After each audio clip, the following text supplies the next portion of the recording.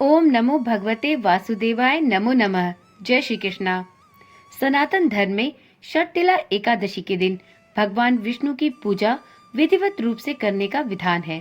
ऐसा कहा जाता है कि अगर आपकी कोई मनोकामना है जिसे आप पूर्ण करना चाहते हैं, तो आप इस दिन संपूर्ण विधि विधान के साथ श्री हरि के साथ साथ माता लक्ष्मी की पूजा अवश्य करें।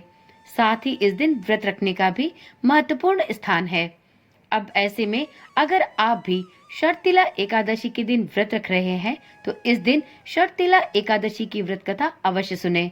ओम नमः शिवाय। जय श्री कृष्णा। आप सभी का सनातन धर्मसार चैनल पर बहुत बहुत स्वागत है। मित्रों, आज के वीडियो में हम षटतिला एकादशी की एक अत्यंत मनोहर और पुण्यकारी कथा का श्रवण करेंगे। तो चलिए एक बार श्री हरि विष्णु और माता लक्ष्मी का हृदय से मनन करते हुए इस पावन और पुण्यकारी कथा का श्रवण करते हैं। एक समय की बात है, एक ब्राह्मणी अपने पति के स्वर्गवास के बाद भगवान विष्णु की अत्यंत भक्ति में लीन हो गई। वह प्रतिमास एकादशी का व्रत रखती थी और भगवान श्री हरि के चरणों में लीन रहती थी, परंतु भक्ति के साथ साथ दान और पुण्य के महत्व को वह नहीं समझ पा रही थी। उसकी भक्ति में त्याग और उदारता का अभाव था। यह देखकर जगत के पालनहार भगवान विष्णु चिंतित हो उठे। उन्होंने सोचा कि यह मेरी भक्त इतनी निष्ठा से मेरी उपासना करती है, परंतु दान के अभाव में उसकी भक्ति अधूरी है। तब भगवान ने एक लीला रची। वह स्वयं एक भिक्षुक का वेश धारण कर उस ब्राह्मणी के निवास पर पहुँचे और उससे भिक्षा मांगी।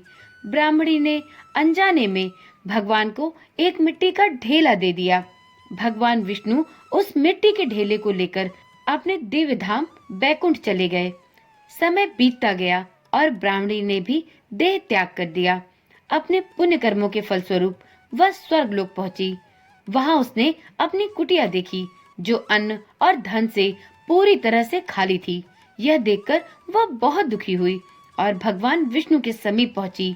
विनम्रता पूर्वक उसने भगवान श्री हरि विष्णु से पूछा, हे प्रभु, मैंने जीवन भर आपकी पूजा अर्चना सच्चे मन से की है, फिर भी मेरी कुटिया इतनी खाली क्यों है?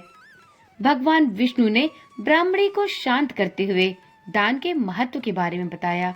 उन्होंने उसे याद दिलाया कि उसने भिक्षा में उन्हें मिट्टी का ढेला दिया था। श्री हरि विष्णु ने कहा, माँ, तुम्हारी भक्ति तो सच्ची है, लेकिन दान के बिना वह पूर्ण नहीं हुई। जब देव कन्याएं तुमसे मिलने आएंगी, तब तुम अपनी कुटिया का द्वार खोलना। वे तुम्हें षटतिला एकादशी व्रत की महिमा बताएंगी। भगवान विष्णु की आज्ञा का पालन करते हुए ब्राह्मणी ने धैर्य पूर्वक उन देव कन्याओं की प्रतीक्षा की। कुछ समय बाद दिव्य सौंदर्य से परिपूर्ण देव कन्याएं उसकी कुटिया पर आ पहुंची। ब्राह्मणी ने उनका स्वागत सत्कार किया और विनम्रता पूर्वक उनसे षटतिला एकादशी व्रत के बारे में पूछा।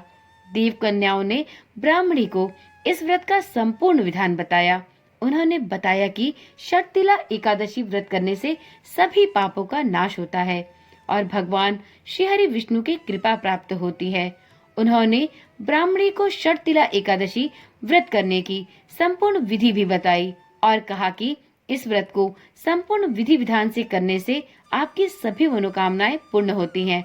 षटतिला एकादशी व्रत के दिन 6 प्रकार से तिल के प्रयोग को सबसे महत्वपूर्ण बताया गया है। इस दिन व्रत करने वाले साधक को तिल से स्नान और तिल का दान अवश्य करना चाहिए। देव कन्याओं के उपदेश सुनकर ब्राह्मणी अत्यंत हर्षित हुई। उसने देव कन्याओं के बताए अनुसार षटतिला एकादशी का व्रत किया। व्रत के प्रभाव से उसकी कुटिया अब अन्न और धन से भर गई। तो इस प्रकार से ब्राह्मणी को श्री हरि विष्णु की कृपा प्राप्त हुई। ब्राह्मणी ने माघ मास की कृष्ण पक्ष की एकादशी तिथि पर षटतिला एकादशी का व्रत अत्यंत श्रद्धा और विधि विधान से किया। उसने पूरे दिन उपवास रखा, तिल के तेल का दीपक जलाया और भगवान विष्णु की संपूर्ण निष्ठा के साथ पूजा अर्चना की। व्रत के दौरान उसने अपने मन में किसी प्रकार का लोभ या द्वेष नहीं रखा। इस दिन उसने तिल का दान किया और अपनी स्वेच्छा से उसने अपने सामर्थ्य के अनुसार गरीबों और जरूरतमंदों में अनाज का दान किया। व्रत के प्रभाव से अब उसकी कुटिया अन्न, धन और वैभव से परिपूर्ण हो गई। उसे अपनी भूल का अनुभव हुआ जब उसने देखा कि उसके पास इतना सब कुछ होते हुए भी वह दुखी रहती थी। अब उसे यह समझ आ चुका था कि धन और वैभव अकेले सुख नहीं दे सकते हैं। सच्चा सुख तो दान करने और दूसरों की सेवा करने में ही है। तो एक बार प्रेम से बोलिए, श्री हरि विष्णु भगवान की जय, माता लक्ष्मी की जय। तो चलिए मित्रों, आज की वीडियो यहीं पर समाप्त करते हैं। आज की वीडियो में हमने शर्तिला एकादशी की एक अत्यंत ही पावन और पुण्यकारी कथा का श्रवण किया। आप सभी को भी यह कथा पसंद आई हो तो वीडियो को लाइक करें और चैनल पर पहली बार आए हैं तो चैनल को अवश्य ही सब्सक्राइब कर लें, क्योंकि इस चैनल पर आपको इसी प्रकार की रोचक और ज्ञानवर्धक वीडियोस मिलती रहती है। ओम नमः शिवाय, जय श्री कृष्णा, राधे राधे।